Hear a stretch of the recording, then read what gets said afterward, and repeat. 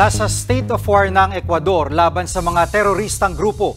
Kasunod dyan ang kabi-kabilang karahasan, partikular sa mga bilangguan. Yan at iba pa sa Frontline News Abroad ni Mean Los Baños. Sinilaban ng isang kotse, sabay takbo ang grupo ng mga lalaking ito sa Esmeraldas, Ecuador. Hindi pa nakontento at binuhusan din ng gasolina ang iba pang nakapark na sasakyan, saka sinilaban. Kabi-kabila rin ang barila ng mga sundalo at armadong grupo. Kahit sa gitna ng kalsada, may mga naitatalang gulo.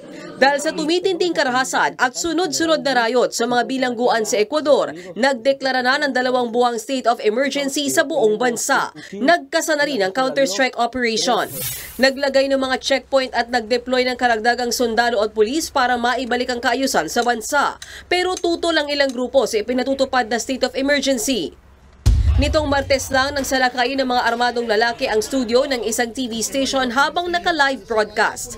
Napanood kung paanong tinutukan ng baril sa ulo ang isang TV presenter at ang pag-hostage sa iba. Ayon sa presidente ng Ecuador, nasa state of war na raw sila at hindi sila magpapadala sa mga teroristang grupo. Lalo't bihag daw ng mga terorista ang higit 100 gwardya sa mga kulungan. Haharap na sa International Court of Justice ang gobyerno ng Israel para sagutin ang mga akusasyon ng South Africa tungkol sa umano'y genocide o planong pagpatay sa mga Palestinian sa Gaza. Isasagawa ang sesyon ngayong araw sa the Netherlands. Sa huling tala, higit 23,000 na ang nasawi sa Gaza Strip. Muli namang iginit ng Israel na hindi Palestinian ang kinakalaban nila kundi ang mga Hamas. Wala raw silang intensyong okupahin ang Gaza.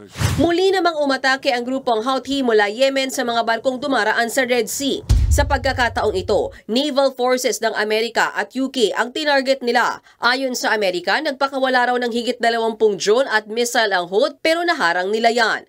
Kasunod niyan, nagdemand na ang United Nations Security Council sa Houthi na itigil ang mga pag-atake nila sa Red Sea. Ilabas na rin daw ang hinijack na barkong Galaxy Leader at ang mga tripulante nito kung saan kabilang ang 17 Pinoy.